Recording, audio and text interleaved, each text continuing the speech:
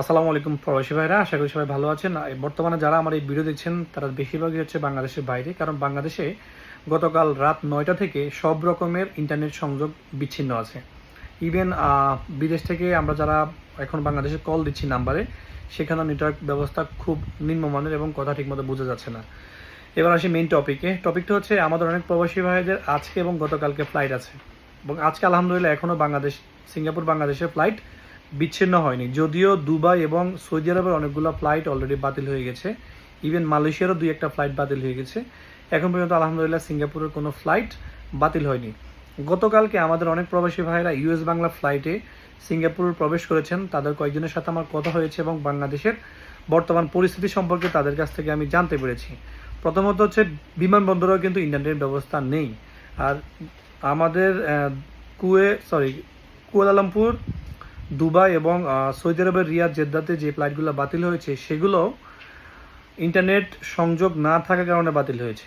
তো আশা করি ইনশাল্লাহ এখন পর্যন্ত সিঙ্গাপুরে কোনো ফ্লাইট বাতিল হয়নি। আমরা সবাই দোয়া করি যেন কোনো ফ্লাইট বাতিল না হয়, কারণ ছুটি শেষে অনেক প্রবাসী ভাইরা এখন সিঙ্গাপুরে প্রবেশ করবে।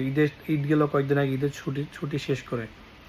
তো কয়েকজনের সাথে কথা বললাম, তারা বলল যে বাংলাদেশ থেকে যারা এখন সিঙ্গাপুরে আসতেছে একটু হাতে সময় নিয়ে বাসা থেকে বের হওয়ার জন্য, বিশেষ করে অন্তত একদিন আগে। কারণ যারাই বাংলাদেশ থেকে সিঙ্গাপুরে এখন গতকালকে রাতে প্রবেশ করেছে, সবার একটাই কথা যে প্রতিটা রাস্তা ব্লক, গাড়ি কোনো রকমের গাড়ি চলে না।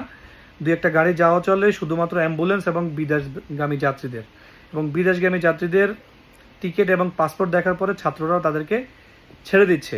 এয়ারপোর্টের উদ্দেশ্যে সহজে তারা যেতে পারছে। আলহামদুলিল্লাহ, এটা খুবই ভালো নিউজ।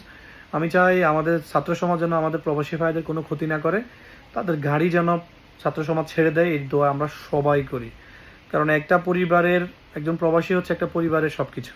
একজন প্রবাসীর চাকরি হারালে একটা পরিবার নিঃস্ব হয়ে যাবে, এটা সবাই মোটামুটি জানেন।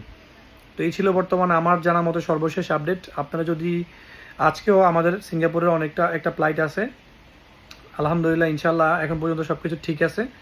আমরা আশা করব সেই ফ্লাইটটা সিঙ্গাপুরে প্রবেশ করবে। আর এই ফ্লাইটটা প্রবেশ করার পরে আমরা যারা বাংলাদেশ থেকে এখন আসবে তাদের কাছ থেকে অনেক কিছু ইনশাল্লাহ জানতে পারবো। তো আজকে পর্যন্তই।